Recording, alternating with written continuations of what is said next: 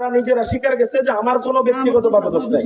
একজন মানুষকে নিজের মুখে 25,000 টাকা বলে এনে কিভাবে 500-1000 টাকা দেওয়া হয়, মাথায় ধরে না, আমার মাথায় কাজ করে না। যদি কেউ আরও মাথায় কাজ করে বা বিবেকে কাজ করে তাহলে কমেন্ট করে জানাবেন।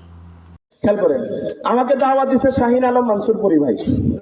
কাউসারকে এটা আমি জানি না, কাউসারকে ওনারা চিনে, কাউসারকে আমি জানি না। আমাকে দাওয়াত দিচ্ছে, আমি চিনি না। যাই হোক, শাহিন আলম মানসুরপুরি ভাই দাওয়াত দিচ্ছে। আচ্ছা, শাহিন আলম মানসুরপুরি ভাইকে আমি বলি নাই যে আমাকে কত দিবে। উনি নিজেই আমাকে বলছে, রেকর্ড আছে, 25,000 টাকা হুজুর আপনাকে দিবে গাড়ি ভাড়া বাবদ। যাই হোক, আমি বলি নাই, আমি বললে চুক্তি হইতো। উনি নিজেই বলছে। কিন্তু আপনারা আমাকে বলেন 8-9 ঘন্টা জার্নি করে আসার পরে ওনারা আমাকে সম্ভবত 500 টাকা সম্ভবত এখানে হবে আমাকে হাদিয়া দিছে। আপনাদের যেহেতু টাকা পয়সা নাই, এলাকায় এতিম গরিব একেবারে অসহায়, এই 500 টাকা আমি মাহফিলে দান করে গেলাম। এই ভিডিওটা আপনারা ছেড়ে দিবেন। এই এলাকার নাম কি? গড়কাটি। হ্যাঁ, গড়কাটি দক্ষিণ পাড়া। নতুন প্রশ্ন, 500 টাকা দিছে আমাকে, ঢাকা থেকে আসছি আমি। ঠিক আছে, সালাম আলাইকুম।